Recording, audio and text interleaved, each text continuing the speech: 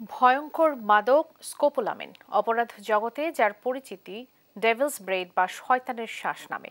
পাশ্চাত্যের এই ভয়ঙ্কর মাদক এখন দেশের সংঘবদ্ধ অপরাধী চক্রের হাতে। তাদের টার্গেট হয়ে স্বেচ্ছায় নিজেদের মূল্যবান মালামাল সহ টাকা পয়সা হারাতে হচ্ছে সাধারণ মানুষকে।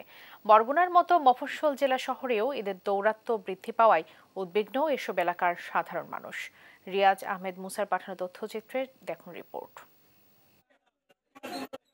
বরগুনা শহরের কারিমা বেগম বৃদ্ধ মাকে নিয়ে বিকাশ থেকে টাকা তুলতে গেলে প্রতারক চক্রের সদস্যরা কৌশলে নেশাদ্রব্য নাকের কাছে নিয়ে শুকিয়ে তাকে স্মৃতিভ্রম করেন।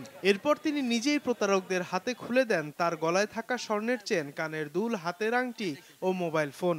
এসব নিয়ে দ্রুত সটকে পড়ে প্রতারকরা।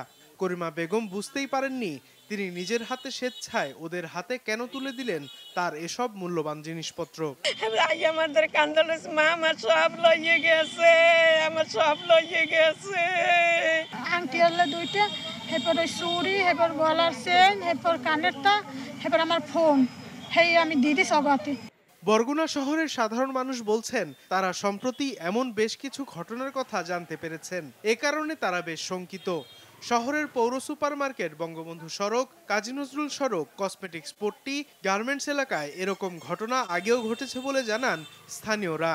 নারীদের মধ্যে সচেতনতা বৃদ্ধি করা, যাদের সোনা টাকা পয়সা নিয়ে যেন কোনো মতেই বাজারে না আসেন, এবং এই যে ব্যাংক এরিয়ায়, গার্মেন্টস পট্টি এই এলাকায় এই দুর্ঘটনাগুলি ঘটে। এগুলো বলে আরো কয়েকবার বরগুনাতে হয়েছে। এখন তারা বলতেছে যে এরকম তারা কিছু করতে পারবে না আর কি, সেইটা তাদের থেকে বোঝা গেছে। আমরা দেশে থাকবো, চলবো রোডে ঘাটে, আমরা তো কেমনে চলবো? আমাদের নিরাপত্তা প্রয়োজন আছে। পুলিশ বলছে সিসি ক্যামেরা দেখে জড়িত অপরাধীদের শনাক্ত করে গ্রেপ্তারের চেষ্টা চলছে। একটা চক্র বের হয়েছে, তারা কি একটা শয়তানের নিঃশ্বাস নামে একটা চক্র, তাদের কাছে তারা চাইলে যে কোনো কিছু দিয়ে দেয়, এরকম একটা মহিলা অভিযোগ করেছে।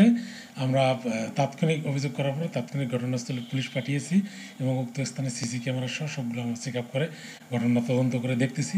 অপরাধ দমনে আইন শৃঙ্খলা বাহিনীর তৎপরতা যেমন বেড়েছে, তেমনি সংঘবদ্ধ অপরাধীরাও ব্যবহার করছে নিত্য নতুন কৌশল। এজন্য পুলিশ সহ বিভিন্ন বাহিনীর কার্যকর পদক্ষেপ গ্রহণের পাশাপাশি সাধারণ জনগণেরও সতর্কতা অবলম্বন করা দরকার বলে মনে করছেন সংশ্লিষ্টরা। নিউজ ডেস্ক, দেশ টিভি।